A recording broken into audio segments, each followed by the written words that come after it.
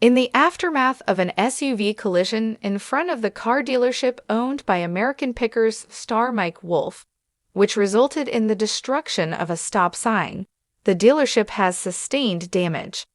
In November of 2017, Mike, who is now 60 years old, paid $400,000 to acquire Columbia Motor Alley. 4 years later, in 2023, he opened the business to the public. On November 3, an automobile swerved onto the sidewalk at the corner of Columbia Motor Alley and knocked down a stop sign in front of the property. This information is unique to the United States Sun. The woman who was driving halted her vehicle after she swerved into the sidewalk and knocked down the stop sign, according to a witness who spoke to the United States Sun reporter. A short while later, law enforcement officers arrived and spoke with the woman who stayed at the location. The cops did not arrest her, and she left after having a conversation with them. Mike could be seen, with the assistance of another man, lifting up the stop sign and moving it out of the street and onto the sidewalk in photographs that were obtained exclusively by the United States Sun. According to the Insider, the following statement was made. He appeared to be irritated about the entire ordeal, but the sign was repaired shortly after. During the course of the day, Mike resumed his duties of meeting customers and fans. International Motor Street. 1948 was the year when the 13,440 square foot property was constructed. It used to be a car restoration building, and then Mike Wolfe bought it, a person close to Mike had previously told the United States Sun. He has employees who work on bicycles and other items in the garage section. Mike is displaying his automobiles and motorcycles in this location. During the course of the show, he brings home antiques, automobiles, motorcycles, and bicycles.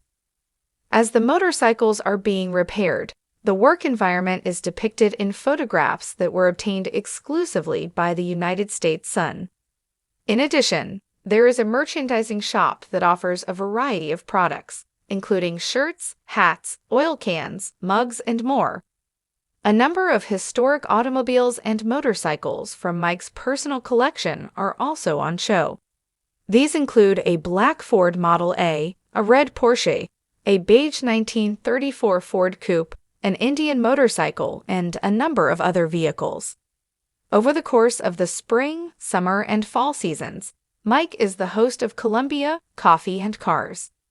According to a second source, followers of the United States Sun can anticipate meeting Mike at the garage during business hours, which are every Friday and Saturday from 10 in the morning until 5 in the afternoon.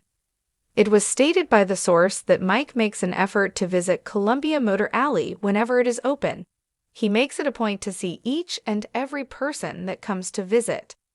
In the past, the United States Sun was able to acquire photographs that showed Mike engaging in conversation with guests and providing them with a ride in the sidecar of one of his motorcycles. The first insider told the United States Sun, "We film here." Fans who are unable to make it to Columbia Motor Alley can anticipate seeing it on the small screen. They will be filming in this location for the first time in quite some time in the month of December.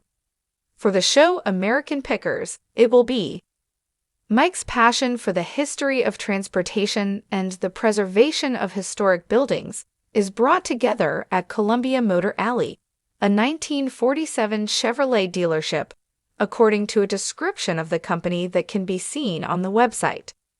Through this passion project, we wish to encourage others to take a look at these places that have been neglected and to envisage what they may be once more.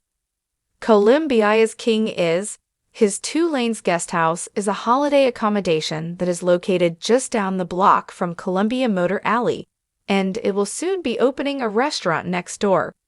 His attempt to bring new life to the quiet town of Columbia, Tennessee, which involved the purchase of various properties for a total of $93 million, was previously reported on by the United States Sun.